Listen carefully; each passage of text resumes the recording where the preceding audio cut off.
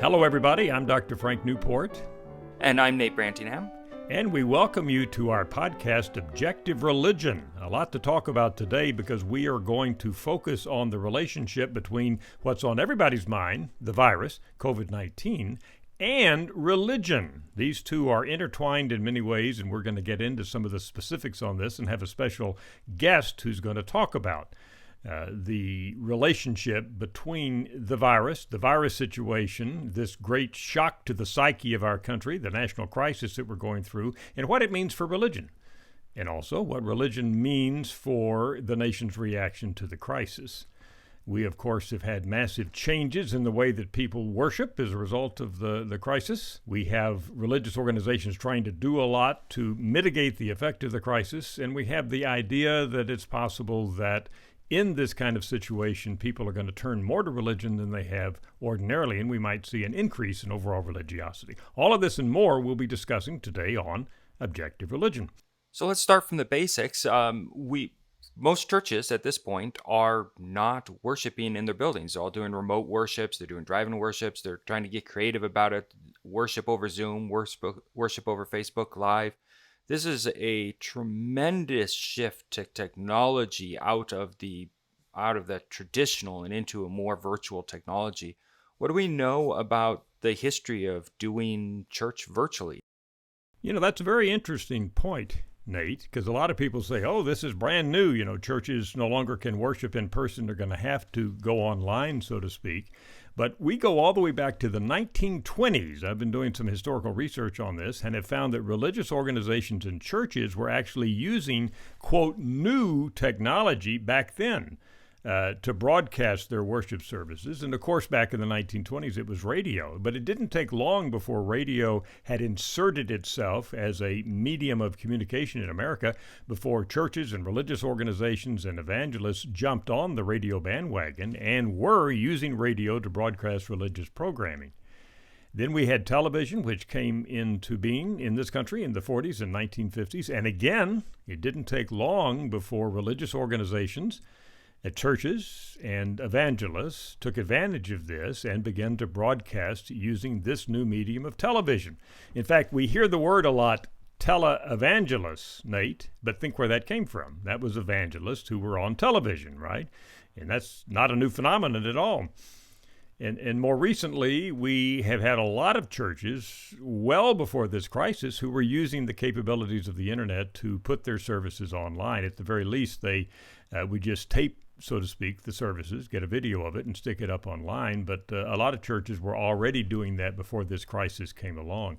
You know, a lot of the evangelists whose names we think of, big megachurches that we think a lot about, certainly have huge attendance in person prior to this current situation, but most of them had multiples of that audience in terms of their television audiences already out there. So in a lot of ways, Nate, what we're seeing here is similar, I think, to what we've been seeing in terms of working in offices. Right now, everybody's working at home remotely rather than going to an office, but that's not new. A lot of workers were already working remotely. And so right now we have worship services having to be broadcast virtually online, but that's not new because a lot of that was going on before the current situation. Frank, you're right. And there's a lot of churches I know that are doing a lot of broadcasting, have been doing broadcasting going into it, but those tend to be some of the larger, more established churches with higher resources. And one of the challenges here is that it now being forced and mandated for all churches, there's a lot of smaller, mid-sized churches where this isn't their core competency, being really forced into a new area very quickly with no training and no support. Most of the associate pastors that I went to school with and know have now become essentially associate pastors of technology and are desperately trying to fill these gaps. So there's a lot of pressure on these organizations that they must move into this new space immediately. And a lot of the small, mid-sized churches are really feeling the struggle with that. Yeah, do you think that the larger churches, Nate, mega churches, but just larger, normal churches and synagogues and mosques have had a head start, in other words, because they have bigger congregations, bigger budgets, we're already doing more technologically, so it's kind of the haves and the have-nots? Yeah, I feel like there probably is going to be more of a pulling away of the large organizations that have the resources to be able to do this. They might have congregants within the organization who are technologically savvy, especially the ones in cities or places where there might be technology resources available. Out in rural churches, there's congregations where having internet is not a given, and so without an internet for them to join, how do they fill those gaps? They're trying to do phone in, but that just doesn't work as well. And so there's a limit to the technology, especially with the smaller mid-sized churches. Yeah, that's a good point. Now, of course, we had some haves and have-nots in worship situations prior to the virus situation. You know, one of the reasons probably, in my opinion, mega churches became mega was because they kind of grew and then developed more resources and were able to provide their parishioners in person with all kinds of programs.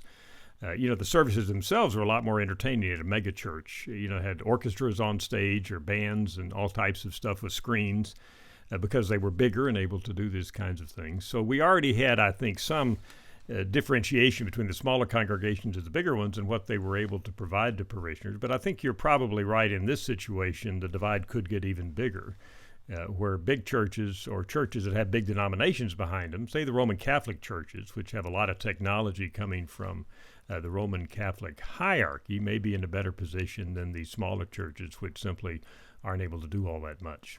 Sure, I think the Roman Catholics actually are better positioned than a lot of Protestant churches because you can't just point to the authentic stream and people can just jump onto that. And that allows that the local parishes can focus on pastoral care and taking care of their parishioners. And that's a little bit of an envious position for some of the Protestants who are looking at it. My main concern, though, is for the smaller rural churches, which were, in a lot of cases, they're on the edge of closing anyway, and they've been trying just to fight to keep the doors open. To be dealt a blow like this could be just devastating across a large swath of America. So we'll have to see what happens. Yeah, you raise a good point there as well. Pastors now can focus, prior to this situation, could focus on preparing the sermons and pastoral care, the things that they're supposed to be doing. Their strengths, obviously, as pastors, but now all of a sudden, a lot of pastors, as you point out, may be spending a good point of the week prior to Sunday services trying to figure out technologically how they're going to do it, right? Which is simply not something they were trained to do at the seminary or wherever they got their training. Right, and I'm currently at a church which has a fair amount of resources and has a fair number of people with technical skills.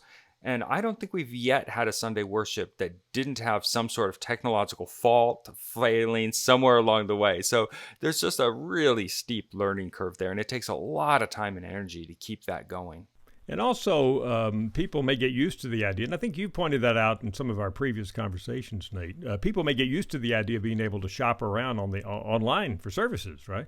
Somebody contacted me recently and pointed out that their big church was going to be streaming a famous tenor from Italy singing on Easter Sunday through their church. And so if you begin to shop, so to speak, virtually, you may find you can come across all kinds of wonderful church services, brilliant, ministers from the pulpit and music and all that type of thing. And once they've seen Paris, so to speak, can you keep them on the farm?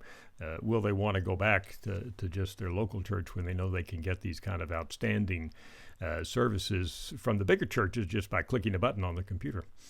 Right. I think there's one or two things that might happen. It's too early to tell, but one or two things can happen. Either they're going to get used to those bigger production shows that they're going to be able to get because the budgets are going to be able to do these things that just their local church just can't do. And they're going to fall in love with that, and they're going to enjoy worshiping from home, watching on their TV or their home device with their coffee in their hands, right, and still in their pajamas. Either they're going to fall in love with that new norm for Sunday, or once this comes over, they're going to be just lonely for the connectional nature of what they can get at their local church and desperate to go back into the building, go back next to their friends and their neighbors, and to sit in the pew next to other people and worship together. It's going to be it might be a mix, but it's probably going to lean one way or the other, and I'm really curious to see how that shakes out. Yeah, and I'm looking for data on this. Of course, I'm a data person, and I don't see it yet. At Gallup, we've actually asked remote workers, once this situation is over with the virus, do you like the idea of working remotely and want to do more of it, or do you want to go back to the office? And we actually found a significant percent of workers who said they would like the idea of continuing to work remotely. So it could bring about a change in how we work. I've not seen any data, and we at Gallup haven't asked, and I haven't seen anybody else that's asked parishioners yet, whether when this is all over, they would prefer to continue to worship virtually, or as you just said, they're absolutely looking forward to that day when they can go back and worship in person with other people, the real personal contact. So what sort of data do we have then? Do we have anything? Well, we don't have a lot of data so far. I did find that Pew Research has done some data. They did it a few weeks after the crisis started, and they asked people about worship. And sure enough, the Pew data showed that, and by the way, they were interviewing individuals whom they had interviewed previously and said that they were fairly regular church attenders. So they weren't interviewing a random sample. They were returning to a sample of people who they knew were church attenders based on data they had collected from these people back in 2019. And so they asked these churchgoers, what are you doing? And they found about a little less than 6 in 10 said, sure enough, and this is no great shock, they weren't going to in-person worship services anymore. And they found about the same number who said they were now worshiping virtually. It wasn't a one-for-one swap. Some people who weren't worshiping in person didn't say they were worshiping virtually, and some people who said they were now worshiping virtually in the Pew study were people who didn't say they had quit going to church. Maybe they'd never had gone to church that much recently anyhow. But when you put it all together, their data suggested that about 4 out of 10 churchgoers were following this pattern of not going to personal worship and worshiping virtually. So the data are premature. I shouldn't say premature, they're just early in the process, but they certainly confirm, I think, what we would expect, and that is that a lot of churchgoers are worshiping virtually now. They did not ask, and I've not seen other data, Nate, which ask attitudinally whether people like it or not, whether they think they're getting the kind of religious experience out of virtual worship that they wish they could get. I have not seen those kind of data. Hopefully we'll have those up and coming, and we can talk about those in some future episodes when we get more information from the American public. So shifting gears, this is a crisis of tremendous proportions, global as well as national proportions. But even on the national scale, this is not the first or the last crisis we're likely to face. So can we look historically back at previous crises to try to get an understanding about how that might impact just religiosity in general, people's desire to have a faithful life? We can look back at 9/11. A lot of people have asked me about 9/11. Now, a lot of differences between 9/11 and what we're seeing now. For one thing, of course, after 9/11, people were not prohibited from worshiping together in church services like they are now. But 9/11, the terrorist attacks of September 11, 2001, were a great shock to the national psyche. And what's similar about it is, and I was around then doing research, right after 9/11, a lot of people opined that the churches were full, and this was going to be a major change for the terrorist attacks, which changed people's view of life, and they were going to start going back to church. And sure enough, evidence suggested that a lot of people did go to services right after 9/11. But Nate, when we followed it up later that year in December of 2001, and when other researchers did the same thing, we didn't find any lasting change either in church attendance or in overall religiosity. In other words, religion kind of snapped back to where it was within a few months. Again, not a total parallel, but that would suggest that hopefully soon rather than later, when this situation is moving on and we're returning to some sort of normalcy, people's religiosity and their religious behavior will kind of snap back to what we were seeing prior to the crisis. But again, we don't know. That's why we keep asking questions. Sometimes we're surprised and our expectations aren't fulfilled when we actually do survey research. Right. There seems to be a little bit different cultural, way that we as a nation are handling this. There is a lot of coming together and a lot of this that we saw in both cases, but it seems to be more appreciation for the community and for the people around them. And then we'll see if that taps or trades into some sort of continuing growing religious desire to be a part of a church. Yeah, absolutely. You mentioned that earlier. There could be a rebound effect where when we're isolated as we are now, although connecting via virtual mechanisms and technology, we're going to be desperate to get back together when that's possible. Do we know when we'll get more data? Are there more studies in the works, or?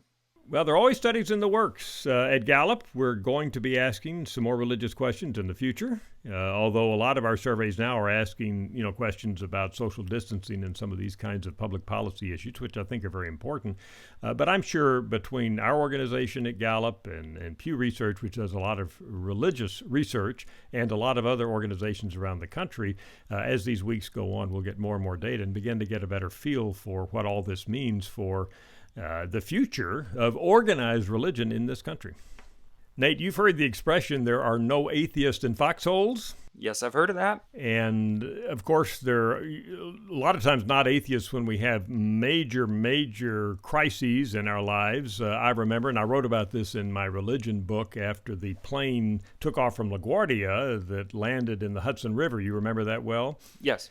They did interviews with a lot of the passengers. All of them survived. It was a great moment, of course. And I was very interested in how many of them, as they had those, several minutes before they actually landed in the Hudson, were praying to God and making promises to God and things like that. In other words, people became quickly very religious in that crisis situation. I found an op-ed contributor in the Wall Street Journal's piece a week or two ago, very interesting, an individual named Robert Nicholson, and he said, could a rogue virus lead to a grand creative moment in Americans' history? Will Americans, shaken by the reality of our risky universe, rediscover the God who proclaimed himself sovereign over every catastrophe? Is this going to happen? We're going to see a big change in religiosity? We have a little data. At Gallup, we had a series of different things that we asked people about just over the last week or two. We said, has this virus crisis situation caused this in your life to get better or get worse? And it included things like your diet and your health. It included personal relationships, but it also included faith and spirituality. And I was interested to find that of all of the ones we listed, people were more positive about the change in their faith and spirituality than any of the others. Now, the numbers weren't great. And this is all Americans, not just religious Americans, but about 20%, 1 out of 5, of the people that were interviewed by Gallup said that their faith and spirituality had gotten better, become more positive, become more meaningful to them as a result of the crisis situation. And almost nobody said that it had gotten worse. So those aren't huge numbers, but it does suggest that in terms of asking people to reflect on their own lives, we're seeing some indication that some Americans are saying yes, their faith has become more important to them as a result of the virus situation.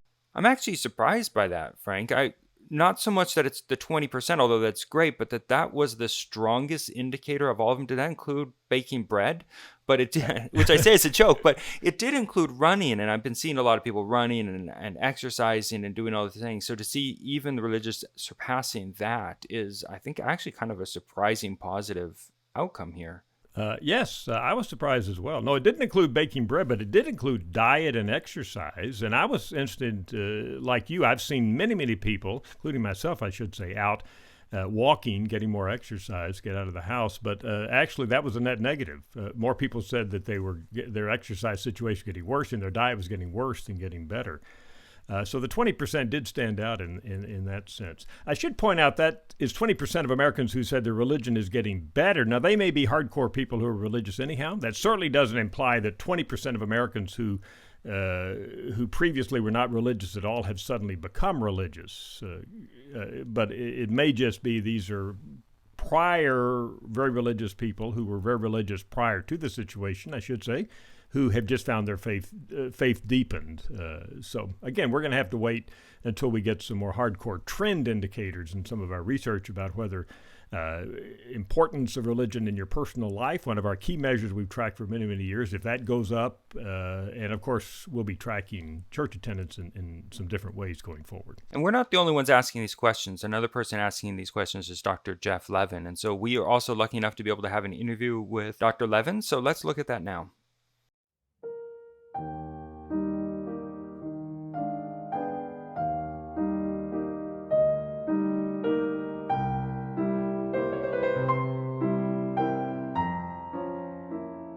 We're talking now with Jeff Levin, who is University Professor of Epidemiology and Population Health and Director of the Program on Religion and Population Health at Baylor University's Institute for Studies of Religion. And he's an adjunct professor of psychiatry and behavioral sciences at Duke University School of Medicine. Jeff, we really appreciate your joining us on this podcast.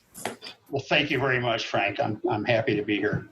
You know, you're the perfect person because we're talking about the intersection of religion and society. And right now with the virus situation, we're talking about the intersection of religion and the virus situation. And it seems like as Nate and I have been talking, there are three different areas in this whole intersection of religion and the virus to be discussed. One is how religion on the part of individuals can mediate the virus situation, how religious people might be different than non-religious people in this setting.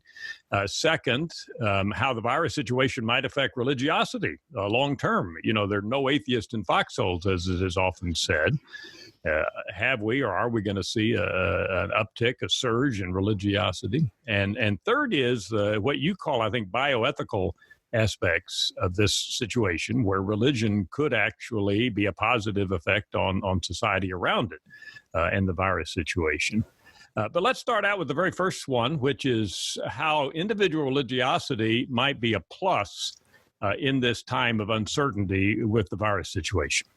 Well, certainly we know from, 60 years of research in behavioral medicine, psychosomatic medicine, last 50 years of what is known as psychoneuroimmunology or psychoneuroendocrinology, all kinds of fields that have provided empirical evidence of the linkages among our thoughts, our emotions, our beliefs, our attitudes, and our endocrine system, our immune system, our nervous system.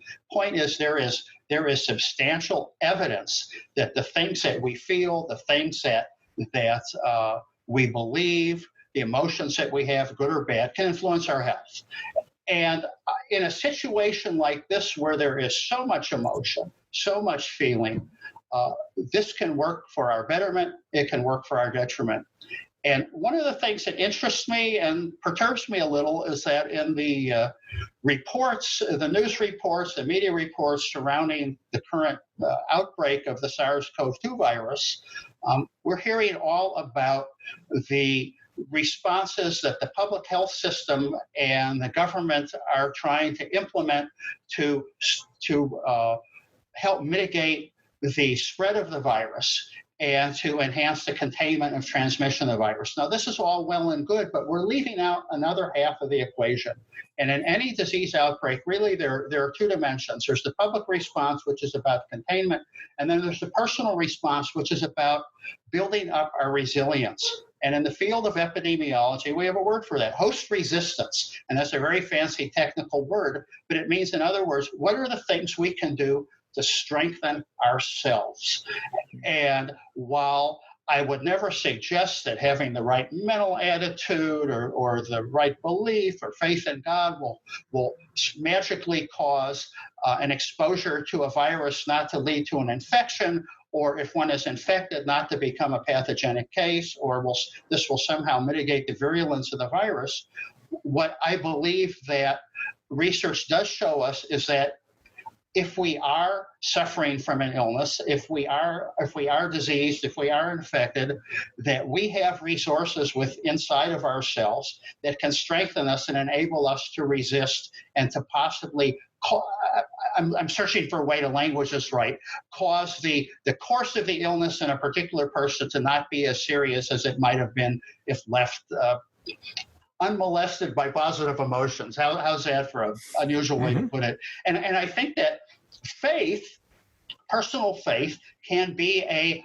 personal resource that can help strengthen us. We know from, again, decades of research that people of faith, people who are active in a faith tradition, who attend religious services, who study the Bible, who believe in God, seem to do better on the whole when facing health challenges. And there's nothing necessarily magical about this. There's nothing that necessarily requires us to invoke supernatural influences, although I'm a religious believer. I believe in such things. But there are things that happen in our body when we are in a positive frame of mind. Our immune system is strengthened. We are better able to battle infections.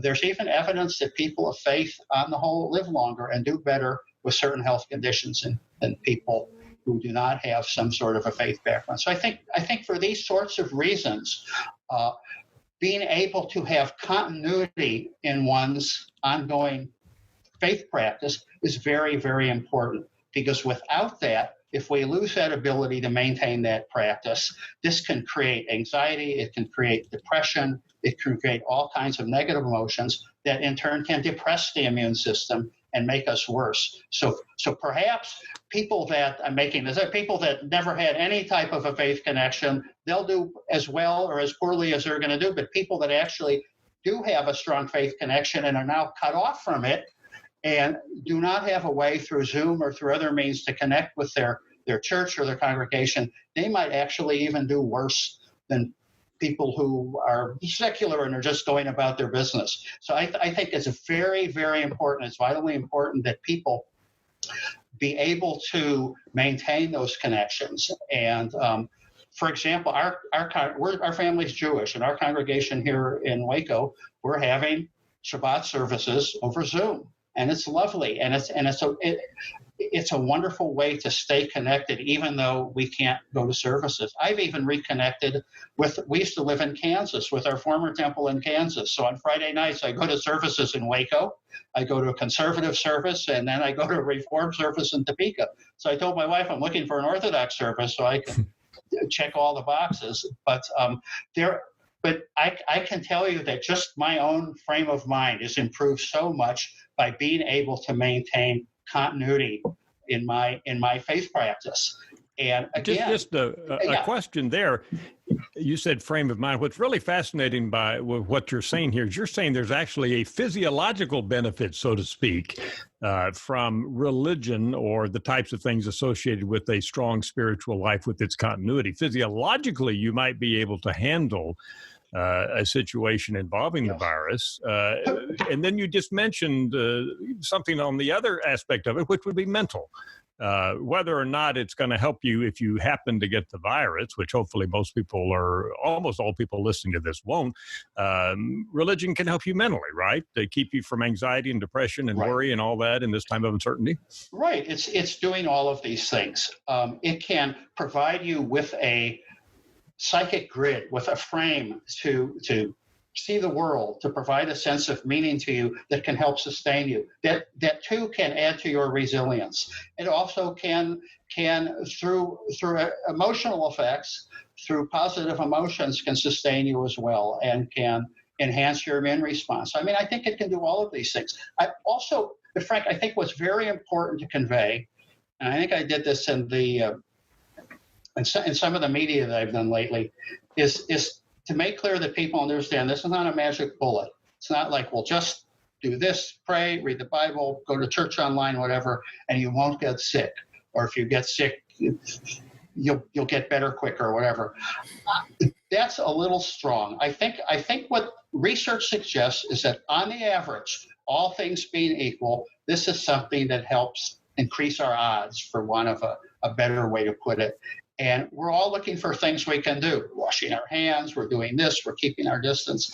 I think anything that helps us maintain positive attitude, to be more hopeful, more optimistic, and at the same time can possibly benefit us physiologically or psychophysiologically, we should be all in. We should be willing to engage these things. We should be willing to practice them, and hopefully we are able to do so. Many people aren't, and I think as people of faith, it's incumbent on us to seek out people who need help and try to do what we can to ensure that they have that sort of continuity, and or at least provide help to them. This can be very beneficial, not just tangibly, but also emotionally and mentally. I was wondering about that too, because within my community, places of faith, places of worship play a very important role in the social fabric of the care of poor, elderly, homeless, right? Any the vulnerable in general.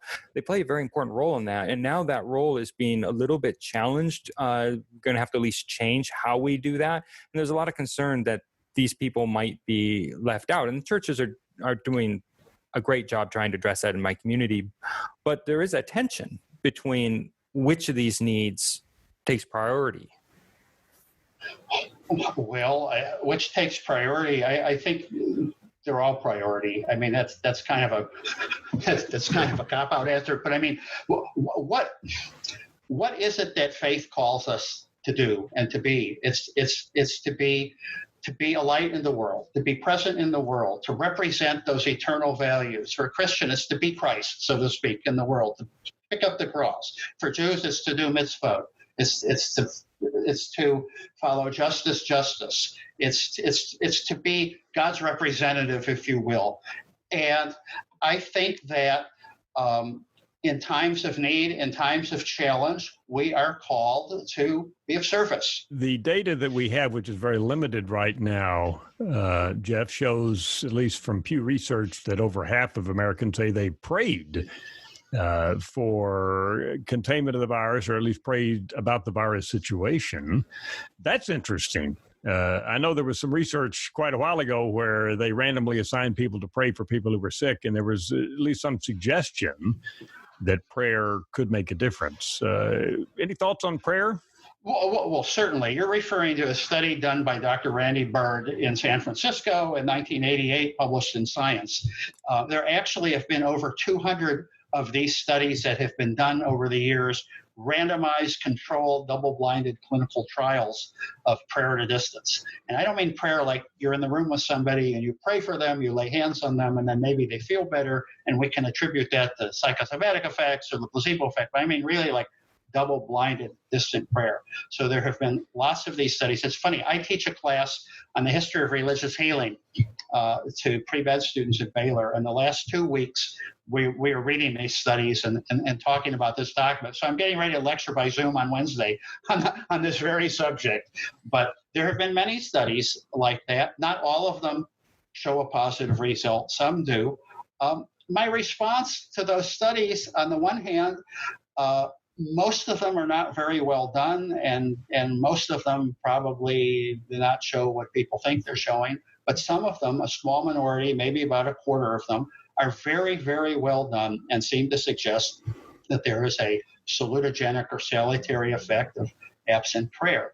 On the other hand, as a person of faith, of course I believe in prayer. I mean, whether the studies find anything or not, I mean, to me, there's something almost silly about this. People have been praying to God for thousands and thousands of years, billions and billions of times. People have received healings.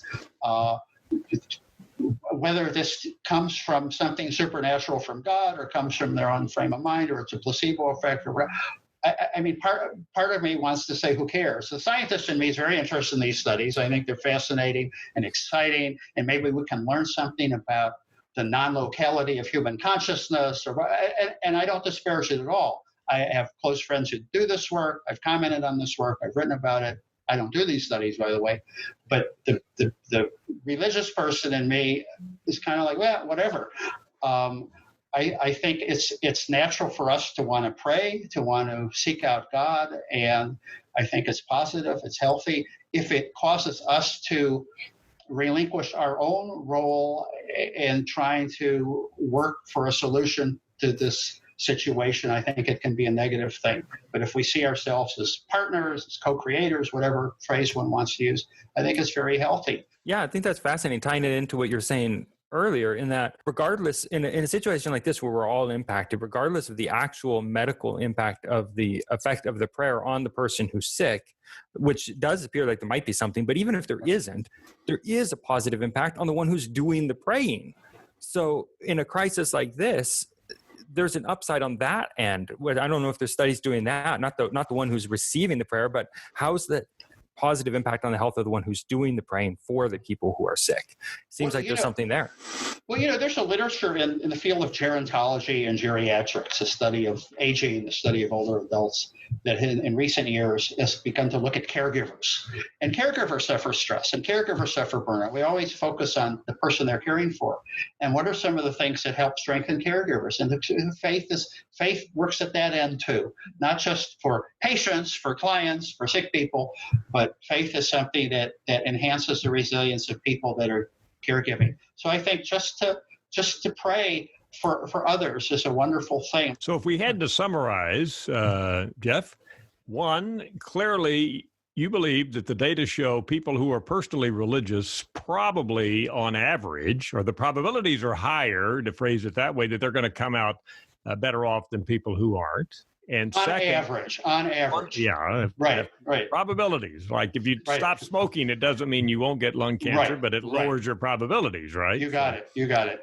And the second thing is for the future, unknown on religiosity, the impact of this on what we're going to see in a year or two about religion in America, unknown. I would say unknown. And gosh, I kind of am cynical about the society. I suspect something else will come along, some scandal with a celebrity or a politician or some naked photos of somebody. And next thing you know, everyone will be on social media and they'll all be focused on that. I mean, I talk to people who are into like the whole UFO field. And what would happen if some announcement were made? You know what? I don't think people would be excited. And 3 days later, Brad Pitt would do something and everybody's focus would turn there. So I'm cynical. In this age that we live in, I wish I could say this would lead to a great awakening. I think in the short term or the midterm it will. But then I think, sadly, people will just go about their business. And that's, I'm just a scientist, but that's my cynical perspective on this. Yeah, absolutely. And the social scientist in me would point out that our data showed after 9/11, there was a lot of speculation that people would return to religion and go back to churches, which we did in the short term. But by December of that year, 2001, we couldn't see any change, and we haven't since, except for an increased decline, actually, in religiosity. Yeah. So we certainly, using that as one empirical example, didn't see any long-term change. Well, I think we'll have the same situation here. It's been great talking with you. We certainly appreciate your joining us. Jeff Levin is University Professor of Epidemiology and Population Health, and particularly germane to what we're talking about today, he is Director of the Program on Religion and Population Health in Baylor University's Institute for Studies of Religion, and he's an adjunct professor of psychiatry and behavioral sciences at Duke University School of Medicine. Perfect guest for what we're talking about and for the situation we're in today here in the United States. Jeff, thanks for being with us. Thank you so much. I appreciate it.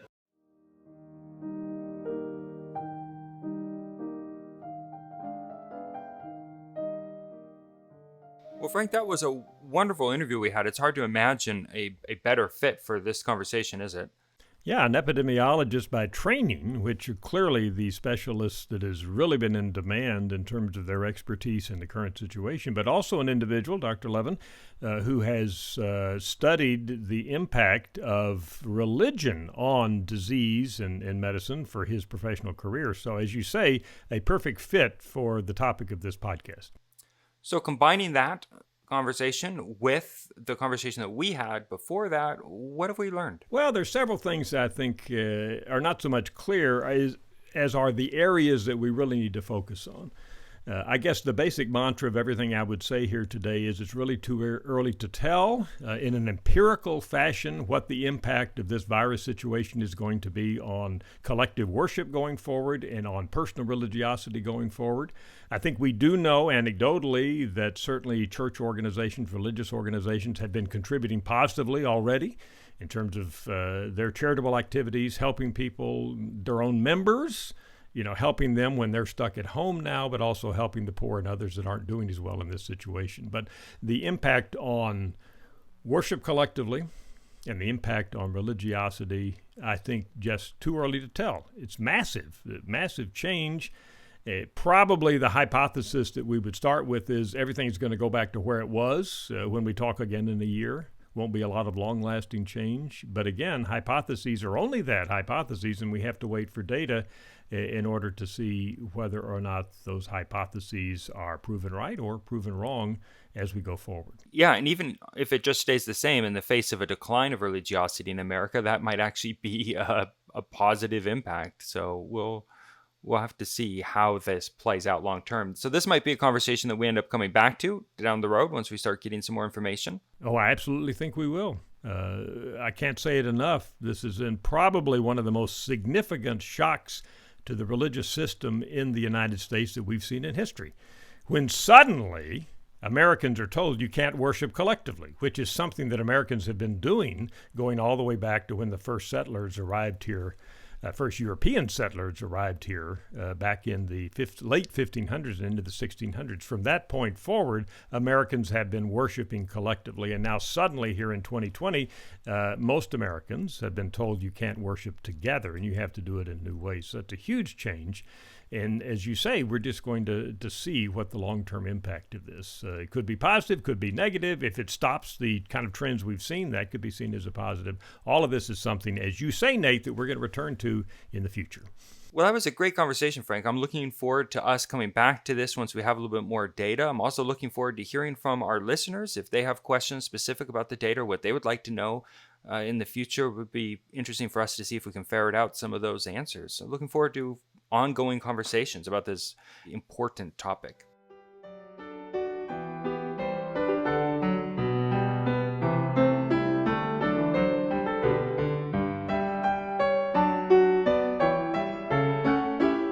You've been listening to our podcast, Objective Religion, conducted in partnership with Baylor University's Institute for Studies of Religion.